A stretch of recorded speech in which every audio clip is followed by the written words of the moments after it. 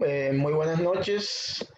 Siendo las 7:35 de la noche, vamos a dar inicio a nuestro webinar del día de hoy, pues siguiendo con nuestras charlas de capacitación en esta época de la pandemia, ¿no? En el día de hoy vamos a tratar el tema de displasia de la cadera en desarrollo, a cargo del doctor Jorge Eliezer Bocio Bermúdez. El doctor Bocio es amigo de la Sociedad Colombiana de Pediatría y de la Sociedad de Pediatría de Bolívar. Es un ortopedista infantil cartagenero, eh, médico cirujano y ortopedista y traumatólogo de la Universidad de Cartagena y formado en ortopedia infantil en el Instituto Roosevelt en la ciudad de Bogotá. Muy buenas noches, Jorge. Muchas gracias por tu apoyo y por tu ayuda en esta charla. Bueno, muchas gracias a ustedes. Para mí es un honor estar compartiendo un escenario académico con la Sociedad Colombiana de Pediatría Seccional Bolívar. Es un tema que estaba en deuda de manejar con la Sociedad de Pediatría.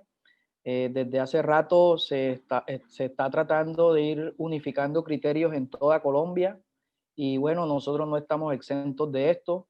Uno de los temas que más nos está preocupando actualmente a todos los médicos que manejamos los pacientes pediátricos es este tema que está hoy, digamos, de moda, que es la displasia de la cadera en desarrollo. Fundamentado toda esta parte académica, actualmente yo soy el secretario de la Sociedad Colombiana de Ortopedia Infantil y estamos adelantando muchas intervenciones para que esta parte del desarrollo de la cadera en los niños no vaya a ser alterada. Estamos trabajando desde allí de la mano en conjunto con todos los ortopedistas en Colombia, y la idea es que a ustedes también les llegue esta información de primera mano. Actualmente realmente no presento conflicto de interés, una charla completamente académica, no hay conflicto de ningún tipo.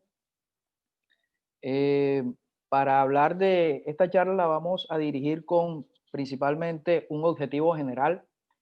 Este objetivo es presentar los fundamentos teóricos de la cadera pediátrica normal y de la cadera displásica.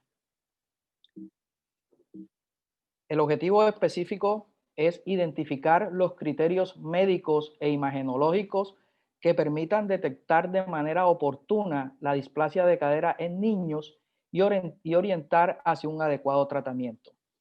Realmente, nuestro contenido de la charla, vamos a hablar de una introducción, unas generalidades de la cadera pediátrica, vamos a hablar algo de la epidemiología y los factores de riesgo más frecuentes, los hallazgos físicos que podemos encontrar en estos pacientes, hallazgos imagenológicos, algunos casos clínicos y hablaremos de las conclusiones al respecto. Cuando nosotros hablamos de displasia de la cadera, generalmente tenemos solamente ese nombre, displasia de cadera, displasia de la cadera. Generalmente nosotros cuando hablamos de este término tenemos que colocarle el apellido. El apellido de la displasia de la cadera es en desarrollo, ¿sí? La displasia de la cadera en desarrollo es una de las anomalías esqueléticas más frecuentes en los niños y tiene un amplio espectro clínico que puede ir desde alteraciones muy leves a alteraciones devastadoras que impactan en la vida y en la morbilidad de estos niños en la edad adulta, que se pueden acompañar de cirugías muy grandes y terminar en edades tempranas con artrosis de cadera dolorosas que tienen que ser sometidos a reemplazos articulares de cadera. Este amplio espectro clínico va desde alteraciones que van desde la cabeza del fémur, alteraciones que también afectan al acetábulo y los tejidos blandos que están rodeando a la cadera. O sea, recordamos que la cadera se forma por un techo, que es el acetábulo, por una cabeza, que es la cabeza del fémur, y esta parte proximal de él hacen parte de la cadera. Entonces, en términos generales, hablar de la cadera es hablar del fémur proximal con su cabeza femoral y del acetábulo. Entonces, hasta allí tenemos ya identificado el área donde nosotros vamos a trabajar, es el área que nosotros vamos a estudiar en el día de hoy.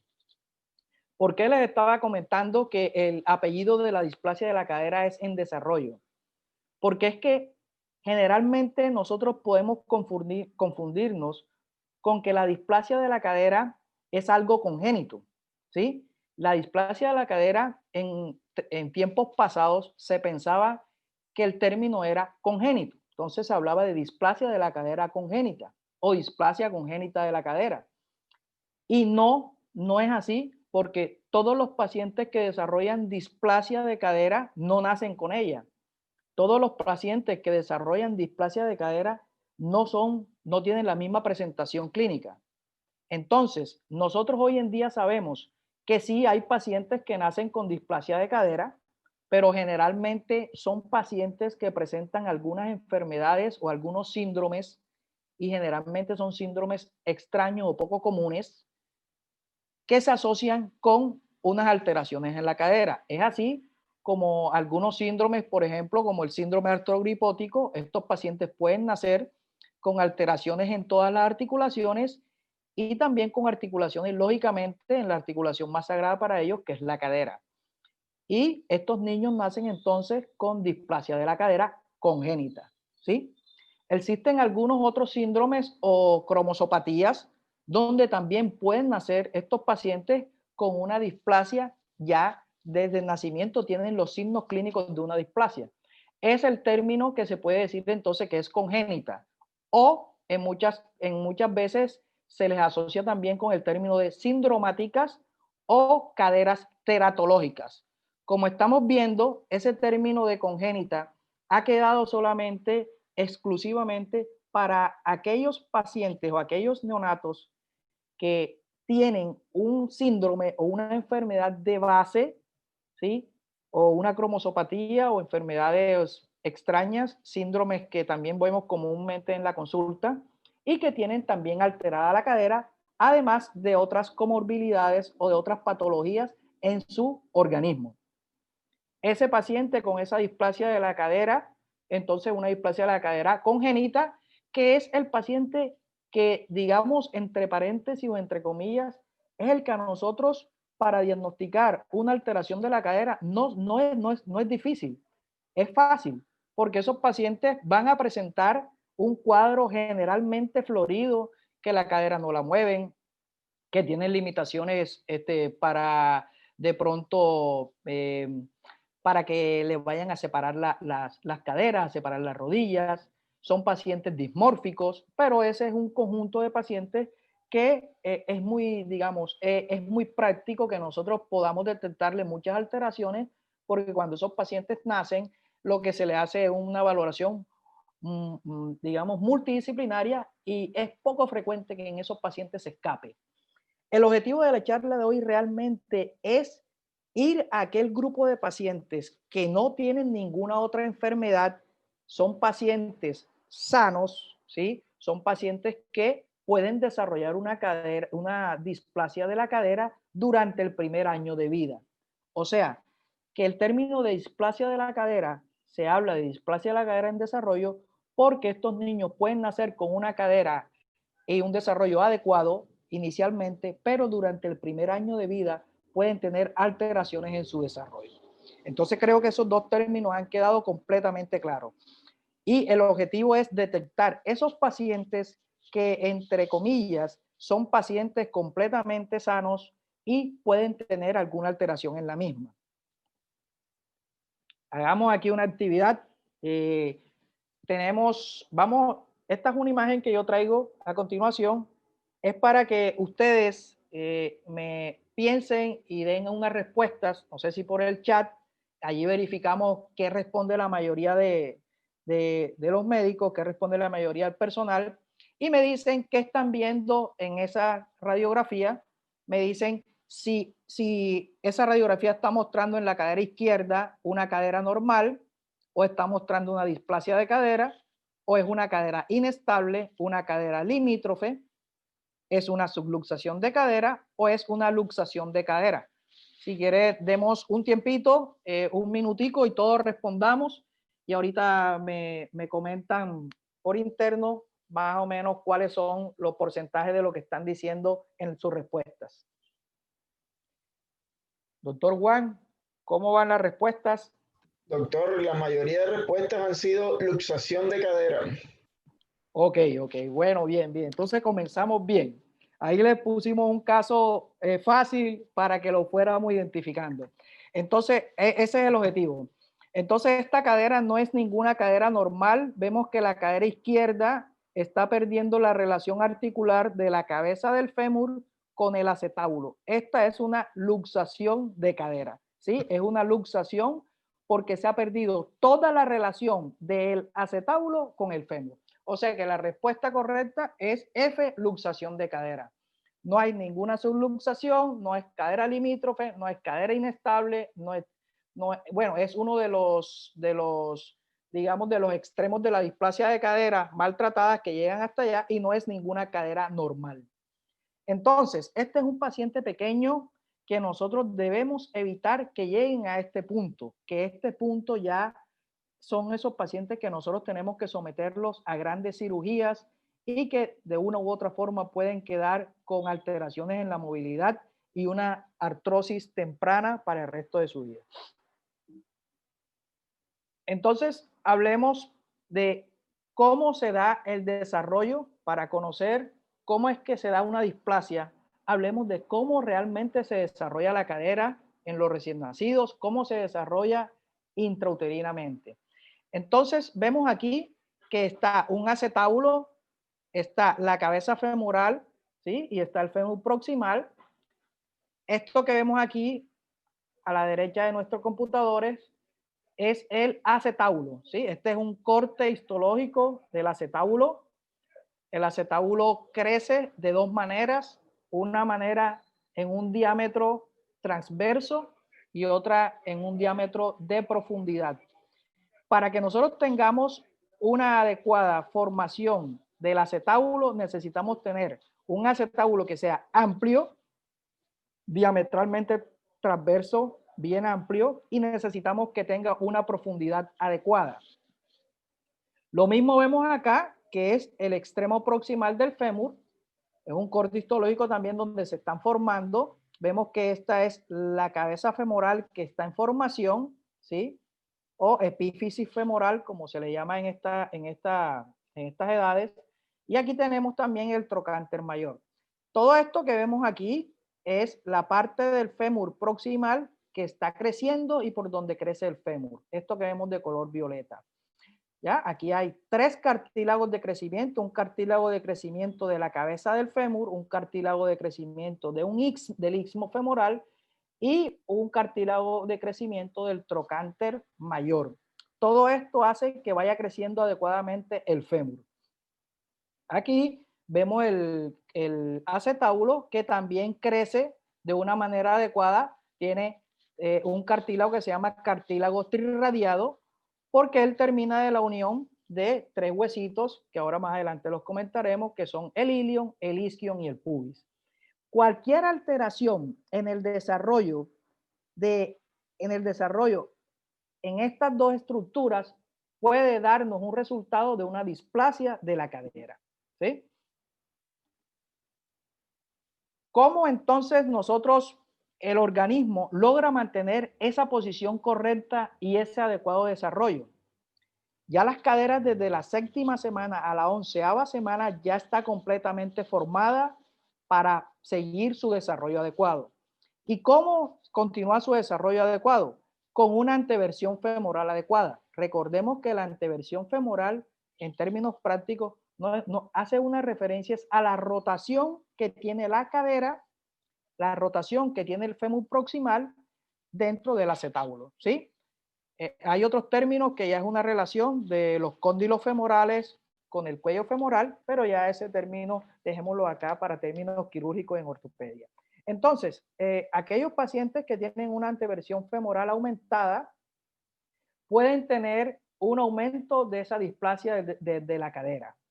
También debemos tener un ángulo cervicodiafisario adecuado, que es el ángulo que se forma entre el eje del fémur y la cabeza del mismo. Necesitamos también tener una buena orientación de la cabeza del fémur y esta orientación que tenga un adecuado techo acetabular. Es así como existe un término conocido como el ball and socket. Es como cuando usted coge un bombillo y lo coloca en el socket y debe quedar adecuadamente bien colocado, debe encajar adecuadamente. Entonces, eso es lo que debe hacer la cabeza del fémur. La cabeza del fémur debe hacer un ball and socket, debe encajar de una manera adecuada sobre ese acetábulo que debe ser, entre otras cosas, cóncavo para que la cabeza femoral tenga un espacio adecuado y allí cubrirse. ¿Sí? Entonces, existen algunos factores de riesgo que hacen que estos pacientes puedan desarrollar una displasia de cadera. No todos los pacientes desarrollan displasia de cadera. Y no es porque estamos hablando ahora de displasia de la cadera en desarrollo, hay que pensar que todo el mundo tiene displasia de cadera. No. Existen unos factores de riesgo que nosotros debemos tener muy en cuenta desde el momento en que vemos a ese paciente, a ese neonato, o que vemos a un paciente, un niño pequeño, menor de 6 meses, que es donde nosotros debemos actuar lo más rápido posible. Encontramos entonces que el sexo femenino es sexo donde predominantemente se da la displasia de la cadera en desarrollo. Y como vemos en la diapositiva, es de 7 a 9 veces más frecuente en las niñas que en los niños. Entonces, la displasia de la cadera en desarrollo es más frecuente en las niñas, pero sucede algo, que cuando da en los niños es más agresiva. Ese es el dato interesante. ¿Qué cadera se afecta más?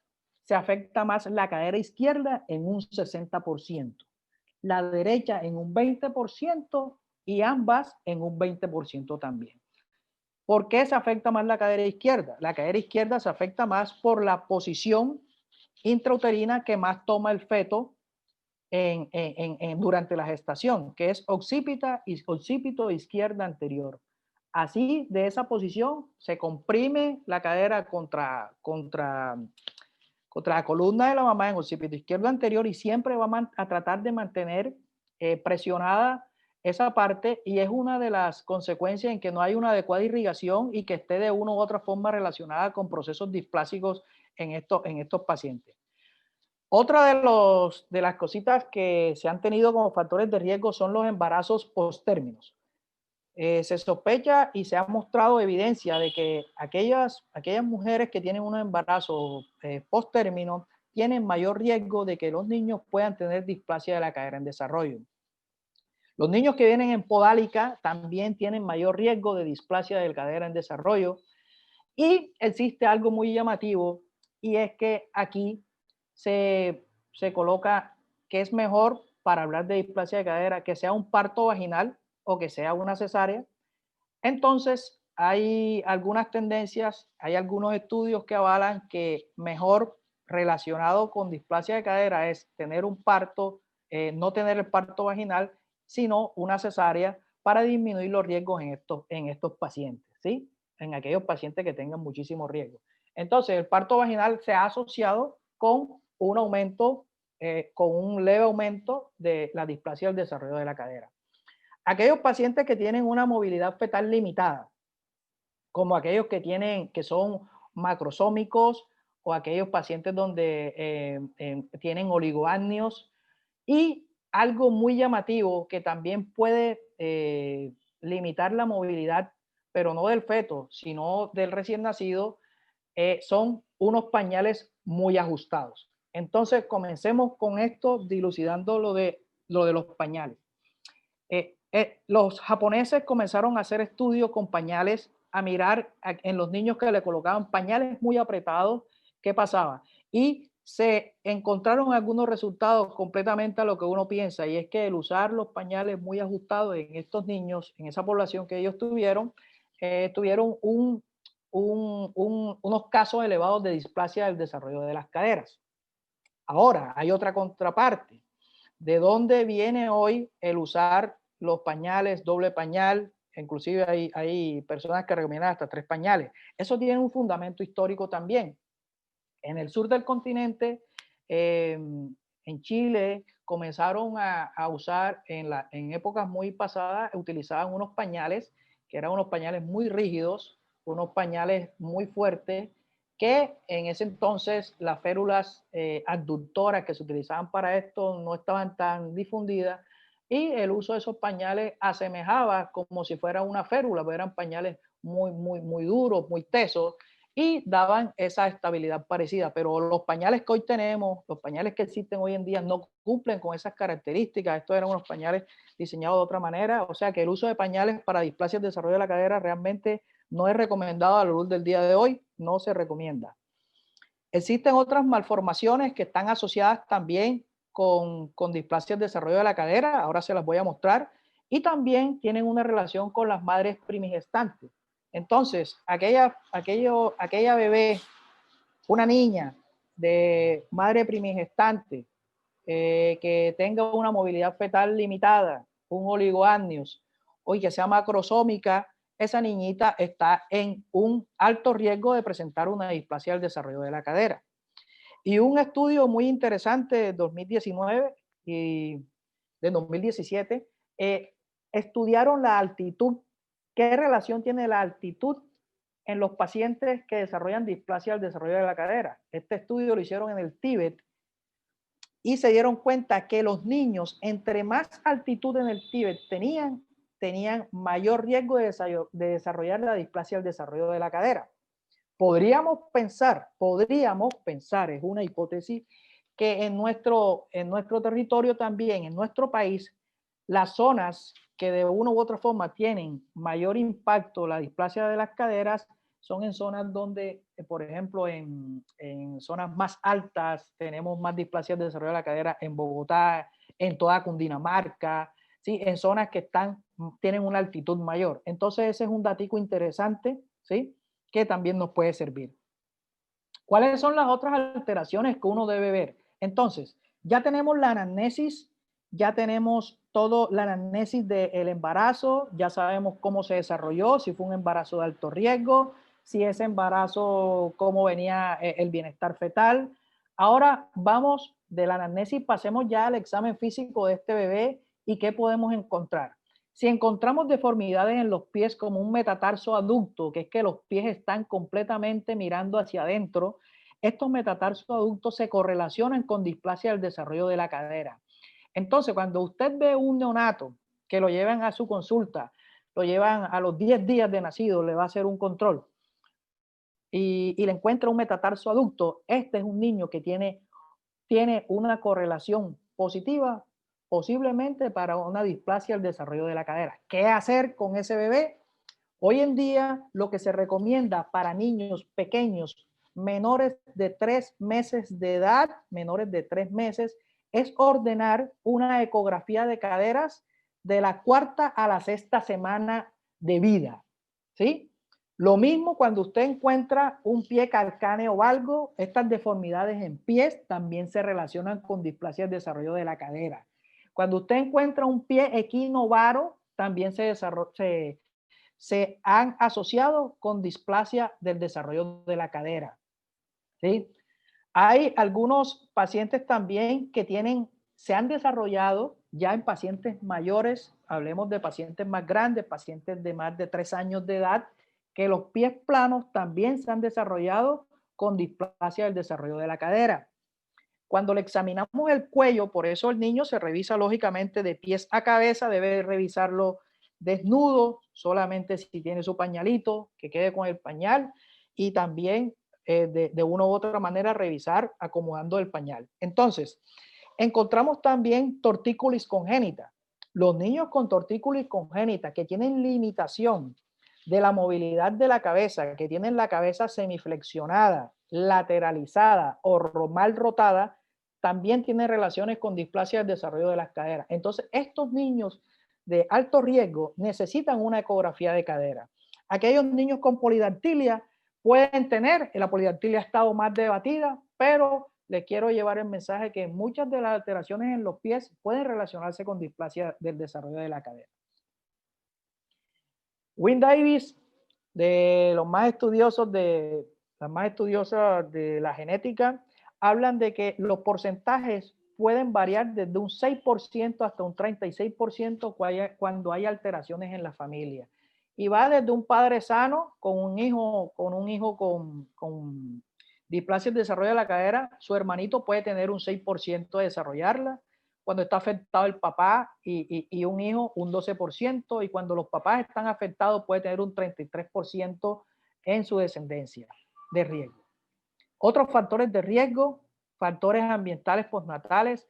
Este factor de riesgo que les voy a hablar está muy relacionado con la posición en extensión y en abducción de los pacientes que en climas fríos, los envuelven. Algunos términos que se utiliza es que los entabacan y las caderas y las extremidades inferiores las juntan de tal manera que quedan completamente sujetos, que parecen un gusanito o una oruga completamente envueltos. Eso es para evitarle el frío. Aquí en Colombia hay regiones, en Boyacá es muy frecuente, en Estados Unidos, que son los nativos de Estados Unidos, ellos allá, los indígenas, tienen estas culturas de entabacar a los niños y son de las personas que tienen los índices más elevados de displasia del desarrollo de la cadera. O sea que entabacar a los niños para el frío no es bueno, ¿sí? Por lo tanto, se recomienda mejor cuando usted tenga un niñito más grandecito que lo cargue entre sus pies, entre su cadera, y lo sujete de una manera más adecuada. Entonces vamos a otro punto, que al día de hoy, ¿qué nos dice la literatura? ¿Qué evidencia tenemos? ¿Será que la genética, además de que existen factores de historia familiar, factores heredados que aumentan la probabilidad de eso, estarán algunos genes involucrados? La verdad es que sí. Existen, desde el punto de vista genético, algunos genes que se han asociado con displasia del desarrollo de la cadera. Y como vemos esta gráfica, existen genes que alteran la condrogénesis, existen genes que alteran la densidad ósea, existen genes que alteran la formación ligamentaria, existen genes que alteran la osteogénesis, existen genes que alteran el desarrollo de la articulación, existen genes que alteran la diferenciación de los condrocitos, existen genes que alteran la morfogénesis del esqueleto, existen genes que alteran el desarrollo embrionario, el desarrollo fetal, y existen genes que alteran la diferenciación y proliferación. Hoy en día, esto es de una de las partes que más está tomando auge, es el estudio genético en aquellos pacientes que tengan factores de riesgo. Una de las ideas, pero falta mucho por estudiar, es que en aquellos pacientes que tengan factores de riesgo, la idea es buscar, digamos, como un grupo de genes que estén más relacionados con esa zona, que estén más relacionados con su raza, e identificarlos y mirar si esos pacientes tienen alteraciones de esos genes y actuar de la manera más pronta.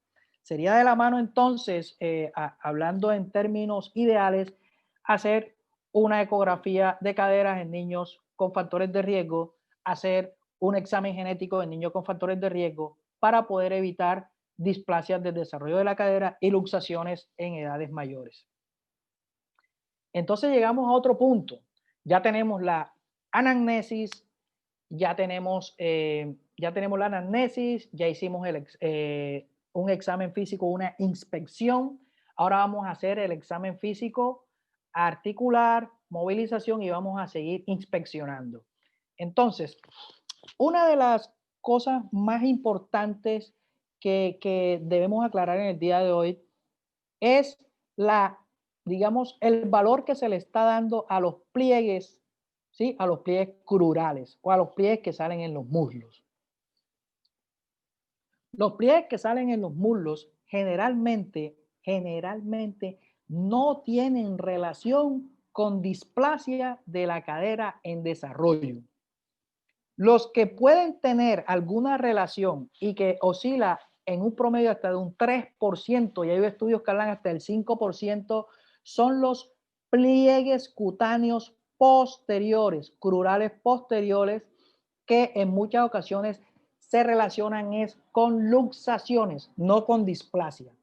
Realmente la displasia no está directamente relacionada con los pliegues. Ahora, si ustedes a la mano no tienen una radiografía, no tienen ecografías a la mano y ustedes están sospechando en alguna alteración de la cadera, no está de más mandarle un estudio a este paciente, ¿sí?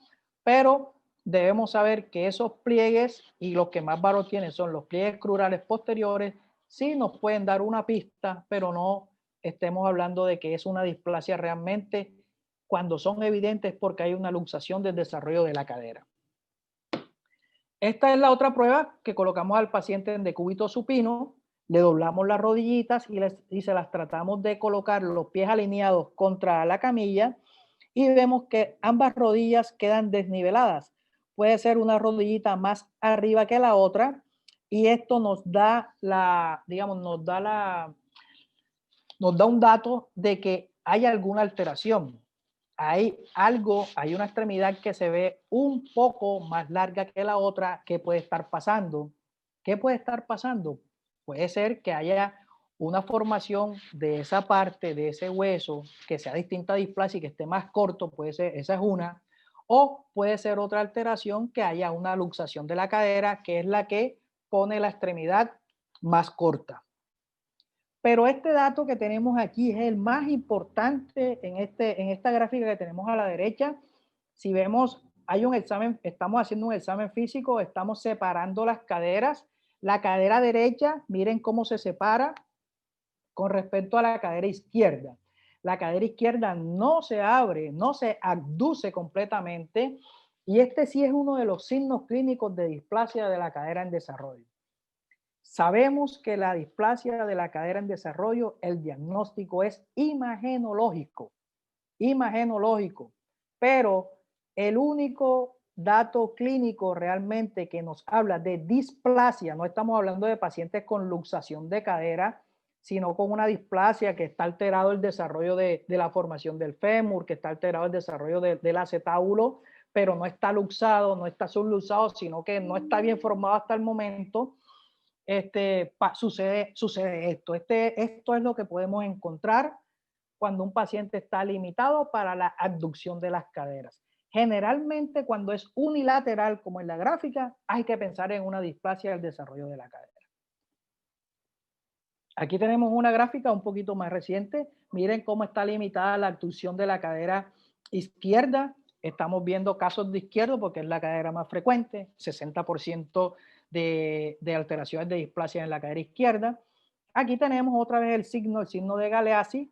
A veces lo conocen como test de Ellis, a veces otros textos hablan de Galeazzi. Bueno, de manera indistinta, no nos enredemos con eso.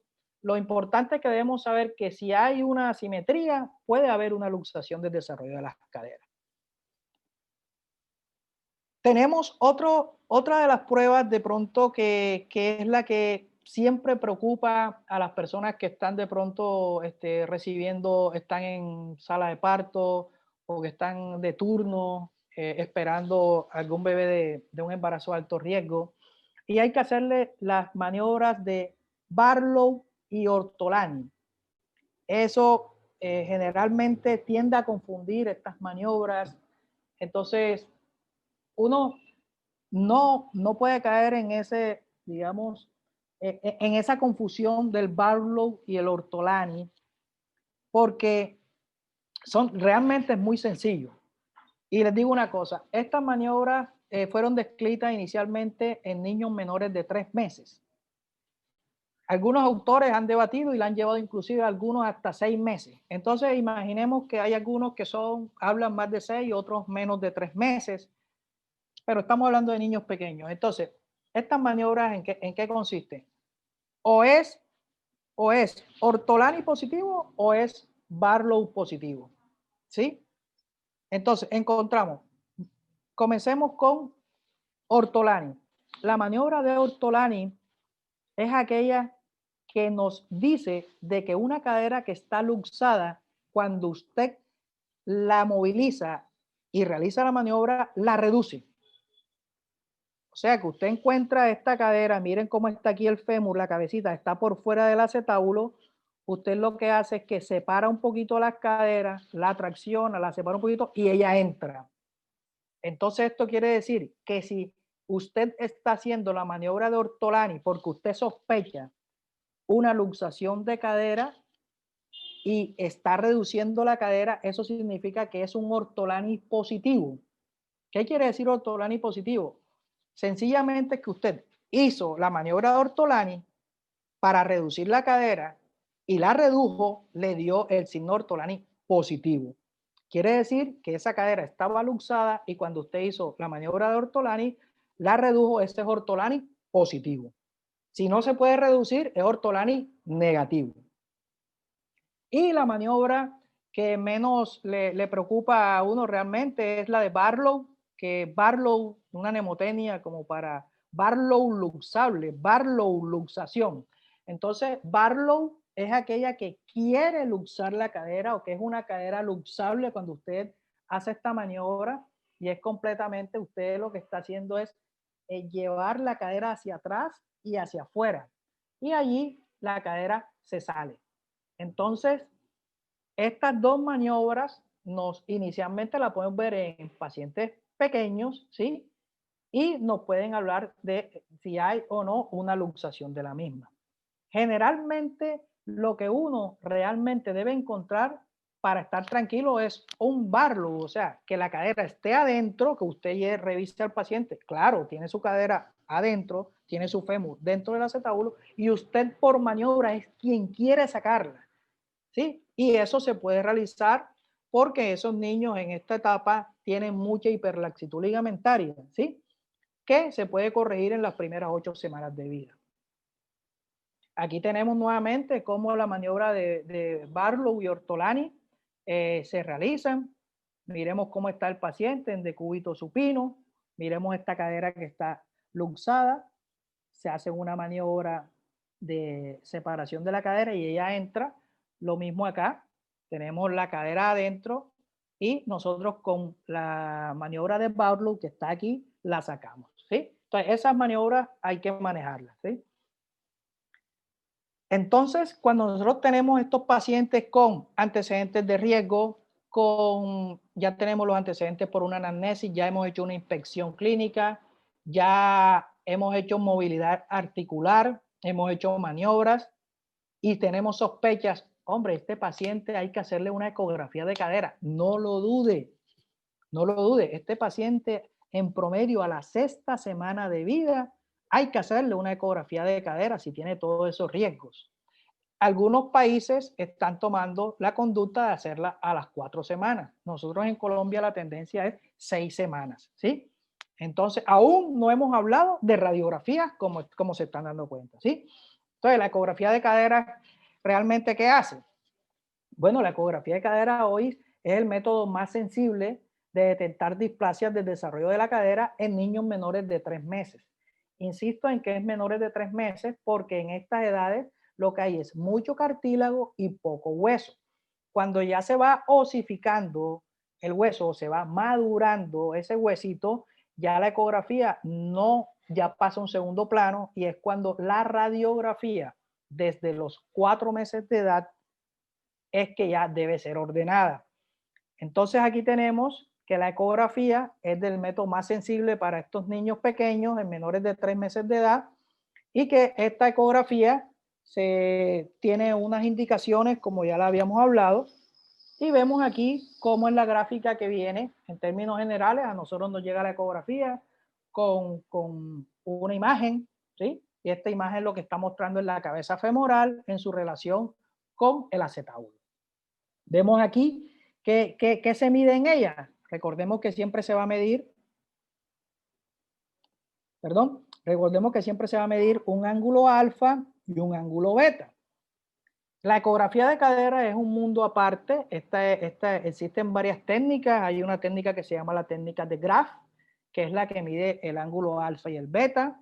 Hay otra técnica que es la técnica dinámica, que es la de Harke, y otra que se llama la técnica de Morin, que combina todas. Entonces, la ventaja de la ecografía de caderas es que en manos especializadas y técnicamente depurada nos dan una alta sensibilidad para un diagnóstico de displasia del desarrollo de la cadera. Es técnico dependiente, pero es de aquellas técnicas que se aprende de una manera, digamos, con una curva que en el tiempo no es tan larga, se puede aprender muy bien y nos da una sensibilidad bastante alta. Entonces llegamos a nuestro famoso diagnóstico con las radiografías de cadera. Una preguntita, ¿a cuántos de ustedes les ha llegado radiografías así, de esta manera? Radiografías así que no se ven. Respondan, es una pregunta muy sencilla. Doctor Juan, me comenta cuánto respondieron las personas de eso, por favor. ¿A quiénes le llegan radiografías así? ¿Cuántos les han llegado? No hay hasta ahora una sola respuesta, doctor.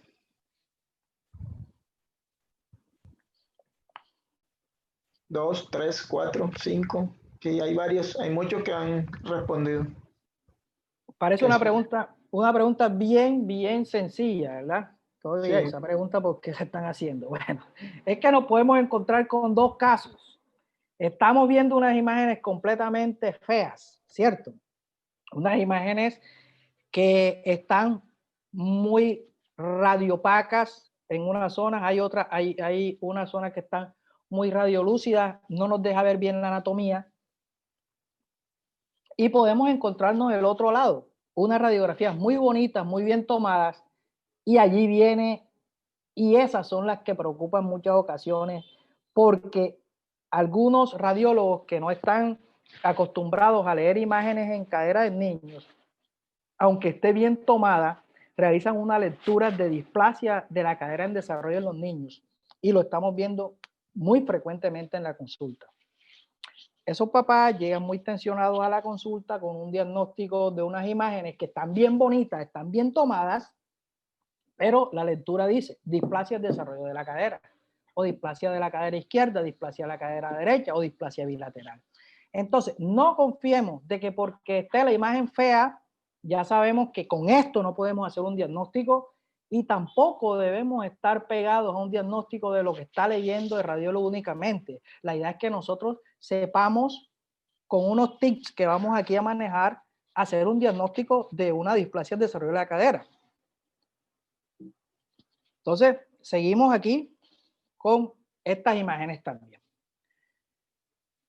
Entonces, aquí tenemos una radiografía de cadera, la cual tampoco para nosotros es buena, ¿sí? Porque las radiografías de cadera no pueden venir medidas con los ángulos aquí, tapándonos el techo de la cabeza femoral, o sea, nos están tapando el acetábulo. Aquí también nos está tapando el acetábulo, o sea, nosotros no estamos viendo el borde del acetábulo. Esta radiografía, aunque venga muy bonita y tenga las mediciones del ángulo aquí, no nos sirve. O sea, no nos está dando una utilidad, porque de las cosas más importantes que debemos saber de la displasia de la cadera es cómo está el acetábulo, cómo está, y no podemos perder su forma, no podemos perder la esclerosis que él tiene, y más adelante les vamos a ir explicando.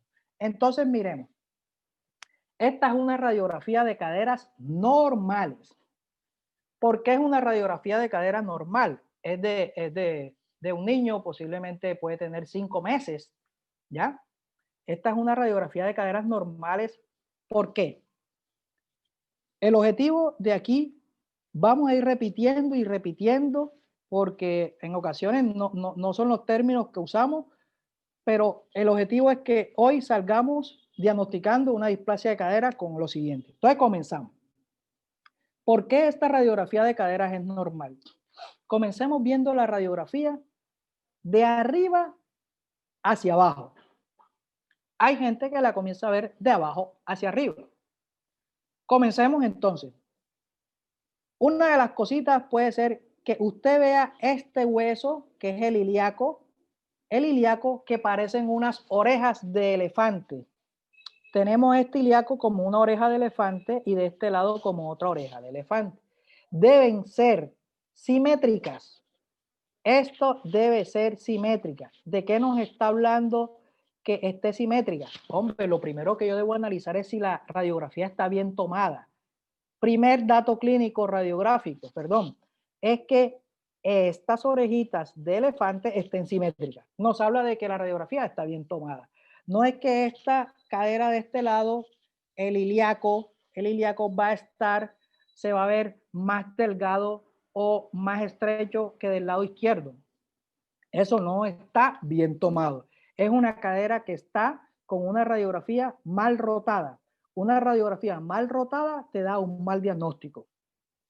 Segundo dato, para ver si está bien tomada o no la radiografía, es que usted mire estos agujeros que están aquí. Estos agujeros se conocen con el nombre de los agujeros obturadores.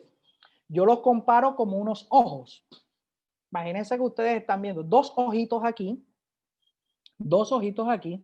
y estos ojitos deben estar también simétricos. No es que un ojo va a estar cerrado y el otro va a estar abierto. No.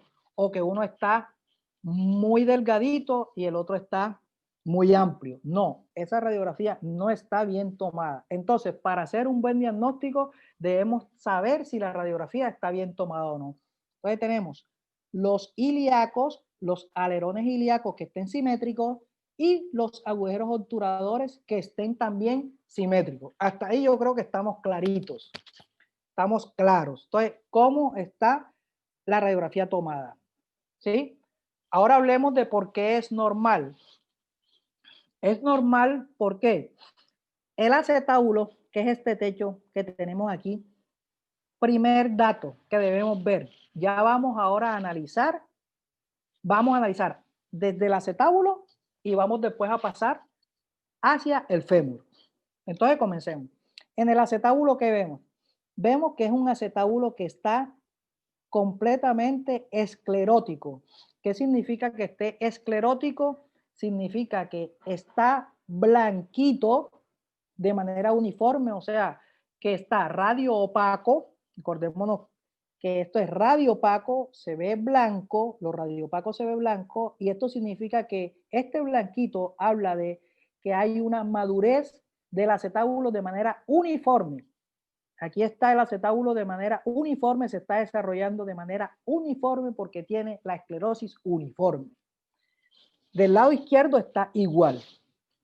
Si nosotros solamente viéramos el borde externo, este que tenemos aquí, solamente blanquito, y esto acá de un color gris distinto, estamos viendo que la esclerosis que está supero externa del acetábulo nos está diciendo que la cabeza del fémur está golpeando aquí de manera asimétrica, o sea, está golpeando en la parte supero externa del acetábulo.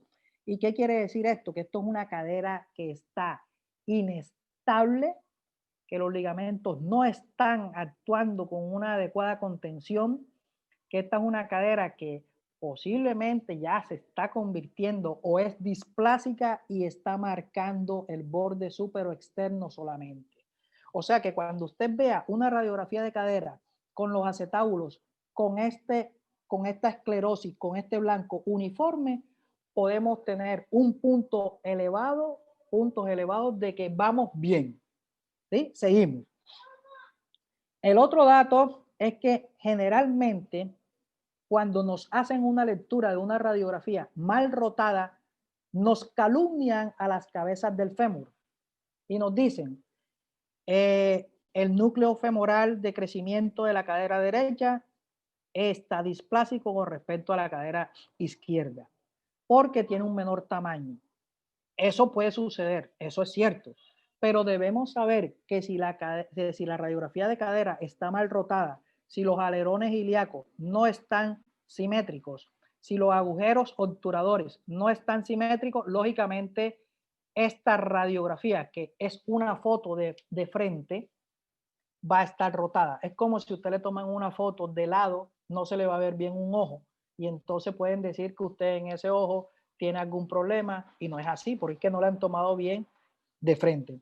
Entonces, cuando está bien tomada, si usted ve unas cabezas del fémur, que estos son unos núcleos de crecimiento del fémur que están creciendo y que están creciendo, están simétricos, como aquí, estamos hablando de que tenemos otro punto a favor de que es una cadera normal. Seguimos. Entonces, seguimos aquí, vamos bajando, ¿ya? Vamos bajando de la esclerosis, bajamos ahora aquí a la cabeza femoral y ahora vamos a saltar hacia adentro. Saltemos hacia aquí, saltemos hacia acá adentro y vemos esta imagen que está aquí.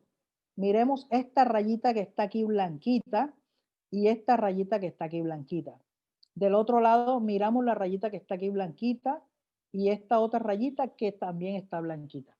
Entonces, esto es uno de los datos más importantes que debemos grabarnos y esto se conoce con el nombre de imagen en gota de lágrima.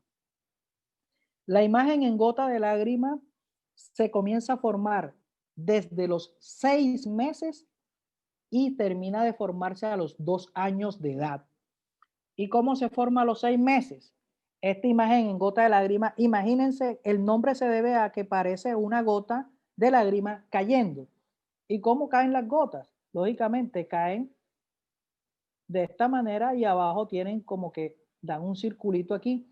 Esta radiografía estamos viendo de que si este niño tiene 5, 6, 7 meses, 8 meses, está bien, porque ya la primera pared de la gota de lágrima que se forma es la pared interna. O sea, que todo niño mayor de 6 meses de edad debe tener una pared interna de la gota de lágrima ya esclerótica. Pared interna de gota de lágrima esclerótica, pared interna de la gota de lágrima esclerótica. Y ya se le está viendo la pared externa, como la vemos aquí y la vemos acá. Ya llegando los 2 años, se unen estas dos paredes y dan la vueltecita aquí y da la vueltecita acá y forma la gota de lágrima. La gota de lágrima habla de la madurez de una cadera. Entonces, hasta allí creo que vamos muy bien con estos datos, ¿cierto? Bueno, otro datico interesante que podemos decir de que esta cadera está bien formada es que nosotros podemos proyectar desde acá arriba, vamos a hacer unos arcos. No sé si ustedes han escuchado los arcos de las caderas. Podemos grabando los nombres o no, lo importante es saber dónde están. Este se llama el arco de Calvé, que es que usted proyecte sobre el ilíaco un arco y se vaya hasta el extremo proximal del fémur. Y debe ser continuo. ¿Sí? Lo mismo acá, del lado izquierdo, usted aquí en el ilíaco proyecta un arco y debe ser continuo acá con el borde superior de la parte proximal del fémur. Entonces allí tenemos estos daticos. Ahora vamos a seguir, que esto va a ser de aquí adelante la repetidera para grabarnos las imágenes. Ahora vamos a volvernos imagenólogos. Seguimos. Miramos este caso. Este es un paciente, como vemos, alguien tiene abierto. Este es un caso que vemos aquí. Este es un paciente con una displasia de caderas marcada. Y comencemos a decir por qué. Comenzamos a ver, primero, imagínense, ya está, tenemos esta radiografía. Bueno, esta radiografía vemos si está bien tomada. Aquí vemos los alerones ilíacos que están simétricos, de pronto un poquito uno más de un lado rotadito, pero se deja ver bien la radiografía. Los agujeros obturadores tienden a estar simétricos, de pronto hay un poquito de rotación, pero no nos quita de encima que este paciente está displásico. Miren cómo está este acetábulo. Este acetábulo tiene una esclerosis de aquí hasta aquí, no la tiene completa, no la tiene uniforme, o sea, debiera estar desde aquí hasta acá. Además, recordemos que esta cabecita del fémur debe entrar aquí en una superficie cóncava, o sea, él debe entrar como el bombillo al zócalo, ¿sí? Y aquí no puede entrar. ¿Por qué? Porque este techo acetabular está inclinado, está parado. Entonces, ¿qué pasa cuando esta cabeza quiere entrar aquí? Llega y se desliza. Llega y sale. Llega y sale. Está inestable esta cadera, está displásica esta cadera, y tengan por seguro que esta cadera, esta displasia puede llegar a luxarse, a salirse. Otro dato del acetábulo que debemos ver es que este acetábulo, además de estar parado, además de no tener una esclerosis uniforme, está convexo. Imagínense si ustedes van a entrar a un sitio donde está convexo, o sea, peor, no puede entrar, porque aquí vemos que hay una convexidad que él no puede entrar, llega y con mucha más razón sale. Esta cadera derecha está displásica. Miremos esta cadera izquierda, lo mismo. Un paciente con un techo completamente inclinado, parado, este puede tener algo de esclerosis, pero está inclinado y parado. Y aquí vemos que está algo convexo. Entonces esta cadera, cuando quiere ubicarse aquí, no puede, llega y se sale, llega y se sale. ¿Sí? Entonces ese es un dato que es muy malo para este paciente. Aprovechemos la imagen. Entonces, acordémonos que las gotas de lágrima nos hablan de la madurez, ¿cierto? Entonces, este paciente tiene un problema en la gota de lágrima. Las gotas de lágrimas tienen que tener la forma de una gota de lágrima. Cuando usted encuentra una gota de lágrima en forma de V, V de vaca, aquí vemos que está una pared aquí y está otra pared externa, parece una V. Esa gota de lágrima habla de que es una gota de lágrima inmadura y que es una cadera que está muy comprometida. Lo mismo de este lado, no se ve adecuadamente ahí, o puede haber una V o puede solamente verse poco esclerosis esa gota de lágrima. Hay una subluxación, ya esta cadera está saliéndose, ya diríamos que prácticamente está prácticamente luxada, ¿sí? Aquí vemos que esta cadera ha evolucionado, miren los techos estos cómo están completamente rectos, este techo acetabular completamente recto, o sea que esta cadera aquí cuando entra no tiene dónde encajar, sino que tiene que, lo que hace es que llega y sale, lo mismo aquí, llega y sale. Si aquí hubiese de pronto, digamos que esto fuera como un puerto para un helicóptero, esto fuera un helipuerto, si fuera cóncavo, él cayera allí, pero aquí no, aquí llega y se sale, llega y se sale. Como una llave en una cerradura, no puede entrar, no la deja entrar y tiene que salir. Entonces, esta es una cadera con una luxación bilateral de mal pronóstico allí. Entonces, lo que habíamos hablado, ya lo vamos a ir nuevamente revisando en esta radiografía. Esta es una radiografía que vemos normal, es una radiografía que recordamos. Aquí vemos en azul los alerones ilíacos que están muy bien.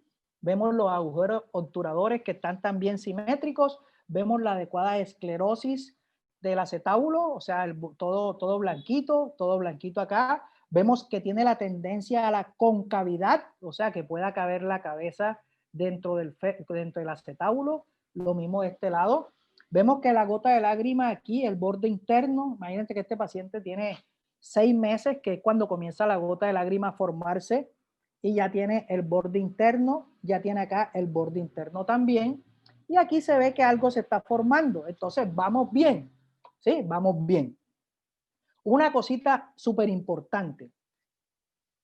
Cuando nosotros tenemos una radiografía de caderas y no le vemos las cabezas femorales, tenemos que preguntar en qué edad le hicieron la radiografía. Porque usted le pueden llevar la radiografía hoy de un niño de 8 meses de edad y se la tomaron a los 4 meses.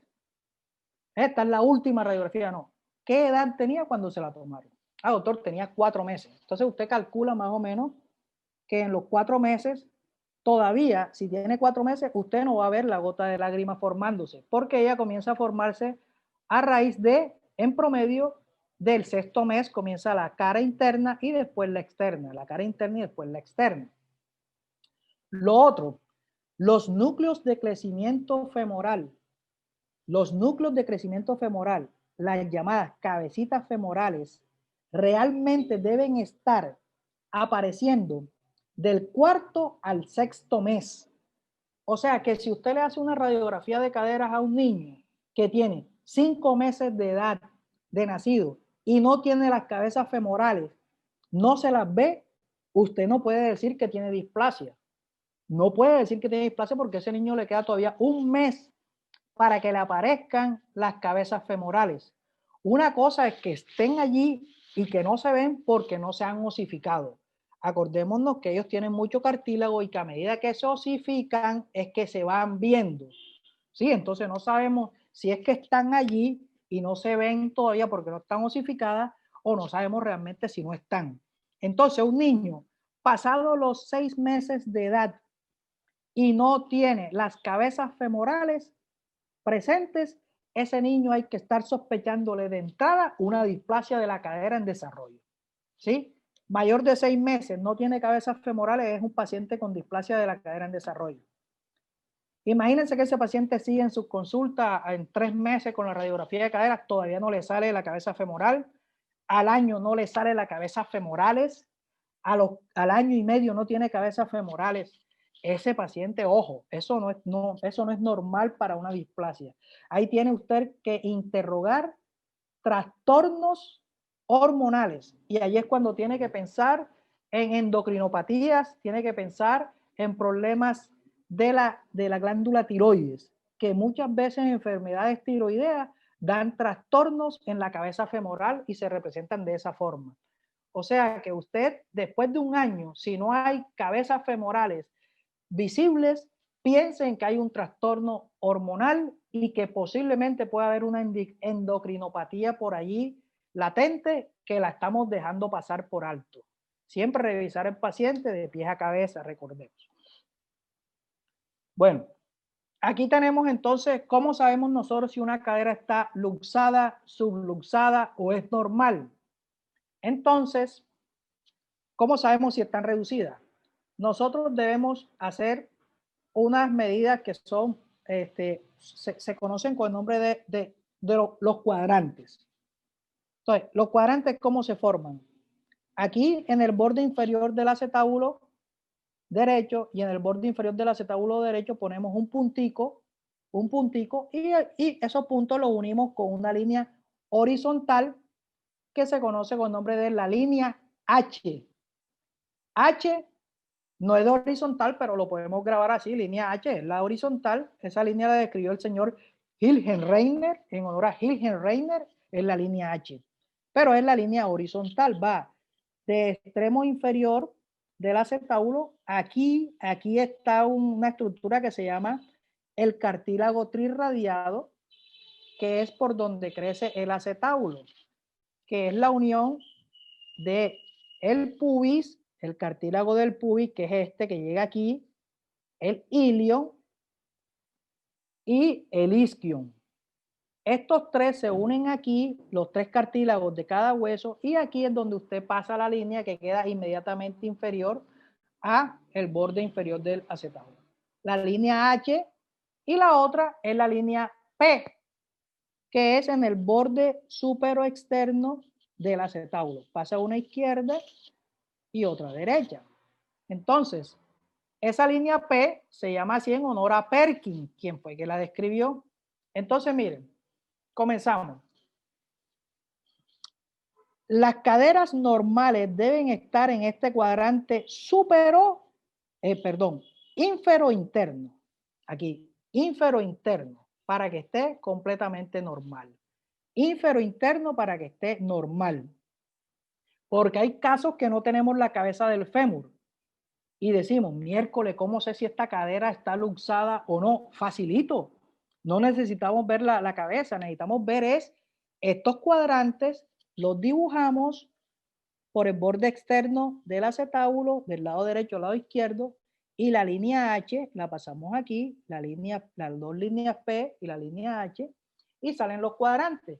Entonces aquí tenemos, si no hay cabeza del fémur, por ejemplo, no hay cabeza del fémur, pero la metáfisis, o sea, la parte proximal del fémur, está en este cuadrante ínfero interno, esa cadera está normal.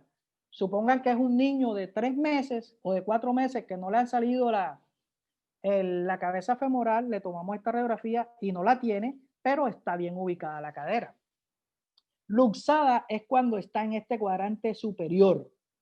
Subluxada cuando está en este cuadrante ínfero externo. En ocasiones, esta cadera puede estar también un poquito medial y un poquito más arriba, pero estamos hablando de ya que es normal y que no es normal. Entonces ya sabemos que lo luxado es lo que está por fuera de este cuadrante, como lo vemos aquí, y subluxado es que está en este cuadrante. Miremoslo aquí, los cuadrantes externos. Seguimos. Aquí vemos una subluxación. Miren la práctica. Tenemos aquí la línea. Entonces, cogemos el borde externo del acetábulo izquierdo, paso la línea P. El otro borde externo del acetábulo derecho, paso la línea P. Y en el borde inferior del acetábulo derecho, que es donde está el cartílago trirradiado, que es la unión de el cartílago de crecimiento del pubis, que es este, del isquion, que es este, y del ilion, por eso es trirradiado, porque son 3 que unen. De aquí paso el puntico, pongo mi puntico y uno las líneas. Y veo, si estuviera la cabecita del fémur aquí o la parte proximal del fémur aquí, yo diría que esa cadera es normal. Pero mírenla dónde está. Está acá, está subluxada. Aquí, de este lado, la cadera esta está en el cuadrante inferomedial, inferointerno, entonces esa cadera no está subluxada. Tenemos aquí otro ejemplo, entonces ponemos la línea P, que es por el borde superoexterno del acetábulo. Este acetábulo aquí que está displásico, está maluco, está mal desarrollado. La línea P la paso, una línea vertical, nuevamente la línea P. Me voy al cartílago trirradiado, que es en el borde inferomedial del acetábulo. Me voy al borde inferomedial del acetábulo y paso los 2 puntos formando la línea H. Entonces tengo la línea H con las 2 líneas P, perdón, las 2 líneas P.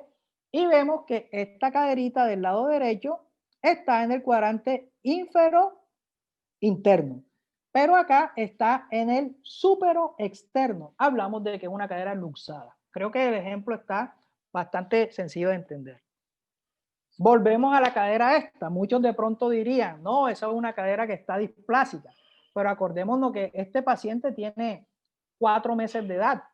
Este paciente tiene una radiografía de caderas normal.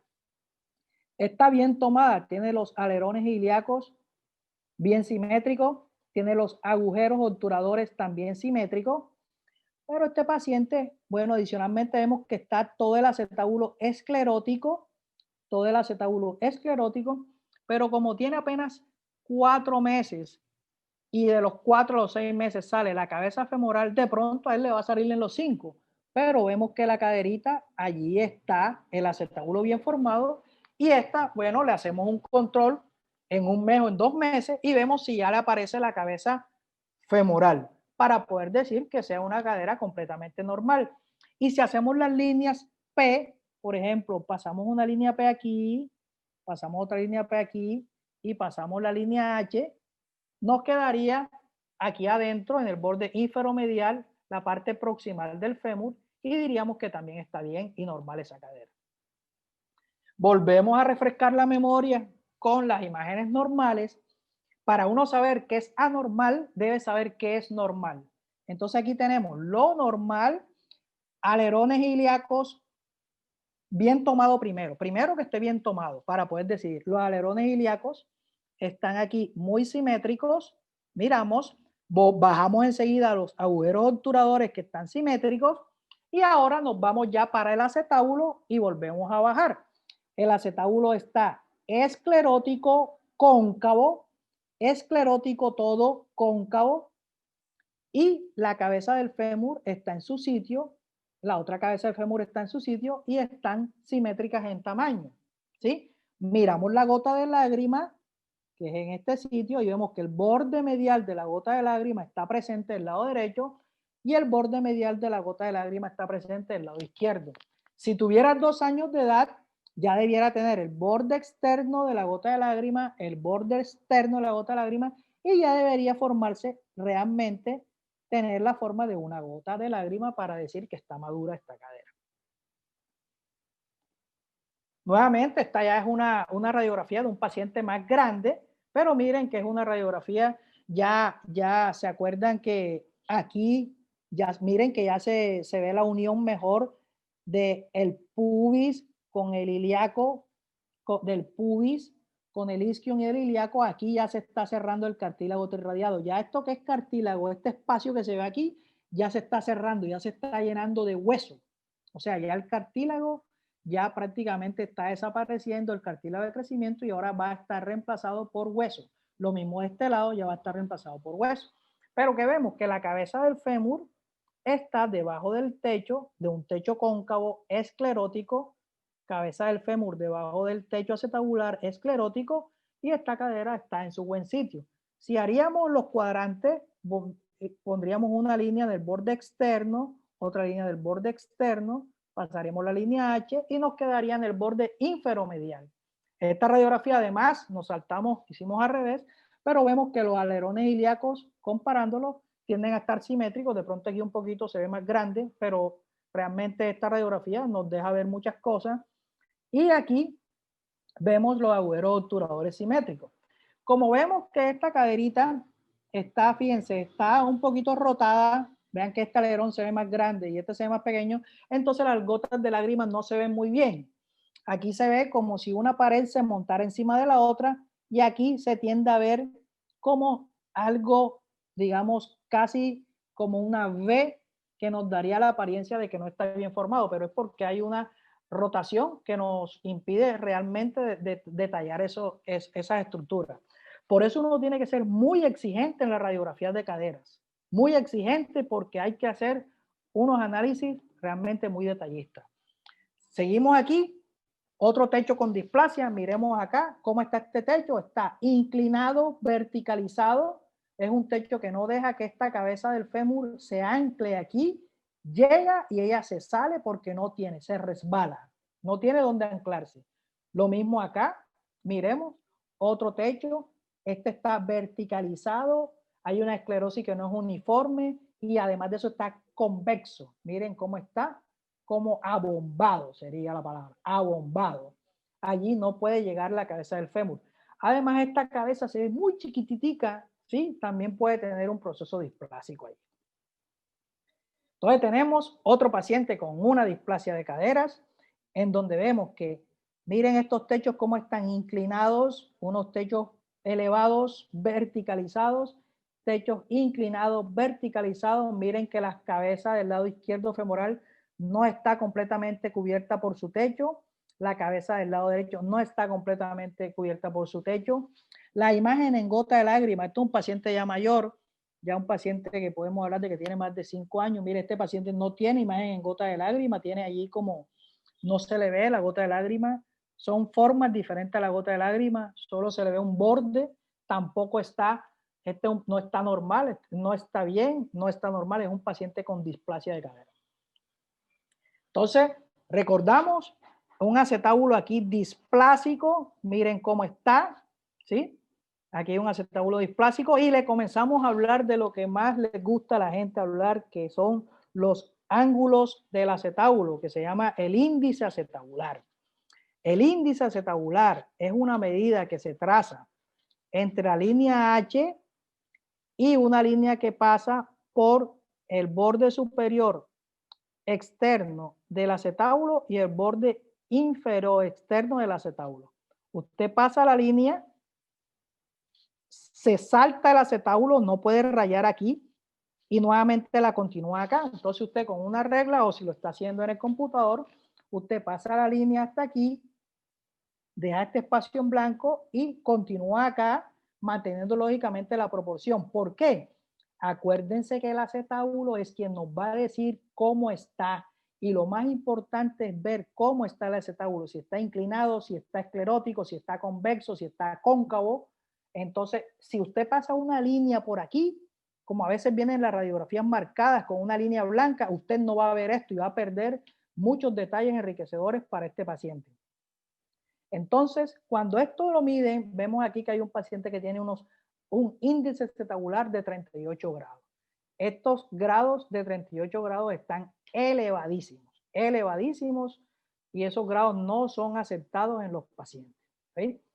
Aquí tenemos otro caso de displasia de desarrollo de la cadera con una cabeza femoral que no ancla bien aquí en el fémur. Aquí tenemos una normal. Miren cómo está bien con su techo. Otra displasia que apenas ven los techos, se ven inclinados, las cabezas no están bien ubicadas, estamos displásicos, las gotas de lágrima displásicas. Y para recordarles lo del índice acetabular, que es lo que muchas veces preguntan, ¿cómo se forma? Como les estaba comentando, un puntito en el borde inferior, un puntito en el borde superior del acetábulo superexterno, la línea H, y aquí medimos estos grados.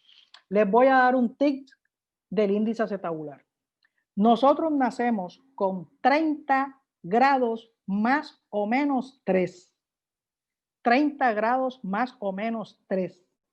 O sea que si usted tiene y va disminuyendo de 1 grado por mes hasta los 6 primeros meses.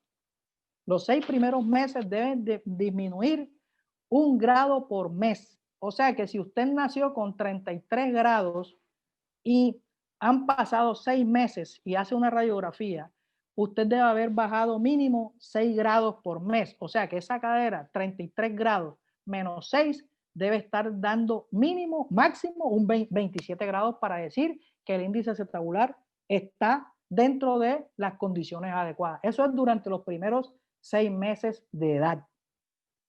Y de los 6 meses de edad al año, disminuye en medio grado. Eso es lo más clásico que se ha manejado. Entonces, cuando usted ve un paciente con un índice acetabular, por ejemplo, de 4 meses, que le dicen que está displásico y tiene 28, 27 o 26 grados, y usted sabe que él pudo nacer con 33 y le resta 4 grados, lo máximo que podía tener era hasta 29 y tiene 26, o sea, los grados están bien, ¿sí? Entonces, entre menos grados tengas, es mejor. Entre más grados tengas es porque el techo se ha inclinado más, se ha verticalizado y te da unas medidas que no son adecuadas. ¿Sí? Entonces, eso es lo más difundido en índice acetabular. Pero fíjense, ese índice acetabular lo describió Tonis. Pueden grabarse eso, pero en el 2018 salió el estudio más grande que se ha hecho y rebatió muchas de lo que yo le acabo de decir, el doctor Novaes, y habló de los valores normales del índice acetabular, tanto por mujeres como hombres, niñas y niños. Y hace unos grados, inclusive es tan minucioso el estudio, que hacen unos grados para la cadera derecha y cadera izquierda en niñas y en niños de la misma manera. Entonces hablan de 0 años, medio año, de medio año a 1 año, y así va de 1 año a 2 años, así llega de 13 a 14 años. Este estudio mostró que los pacientes pueden tener índices acetabulares mayores de los que nosotros acabamos de explicar, pero y son normales al usted analizar el resto de características que hemos hablado durante toda la charla. El acetábulo, las gotas de lágrima, la esclerosis, la concavidad, la cabeza del fémur, etc. Entonces, esta tablita es bueno que inclusive la tengan. Por ahí podemos cuadrar para que ustedes tengan, o les mandamos el artículo, es súper interesante. Es el estudio más grande que se ha hecho al respecto. ¿Sí? Entonces, como estamos en época de COVID, aquí un estudio de los italianos, que son los que están, han hablado mucho de COVID y tienen una muy buena escuela de ortopedia pediátrica, sí están viendo que hay efectos indirectos del COVID-19, y este es un caso que ellos mostraron lastimosamente, un paciente, pasaron más de 6 meses y no pudieron hacerle con factores de riesgo su ecografía a tiempo, sino que le hicieron después su radiografía y este paciente tenía ya las 2 caderas luxadas. Miren cómo está luxada, miren los techos acetabulares y, ojo, nosotros no podemos caer también en este ciclo vicioso de COVID-19, porque hay pacientes que con riesgo debemos priorizarlo. Doctor Pavlik fue quien ideó el arnés de Pauling, que es el manejo inicial que se debe hacer en los primeros 6 meses de vida a los niños con alteraciones en las caderas de displasia y luxación. Este es un arnés de Pauling, miren cómo se coloca, es el usado para displasia, subluxación y luxación de cadera en niños menores de 6 meses. Ahí tenemos un niño mucho más grandecito como que el arnés de Pauling, y la férula de Milgram se usa en pacientes mayores de 6 meses de edad, pero solo para displasia. No se puede usar para luxación.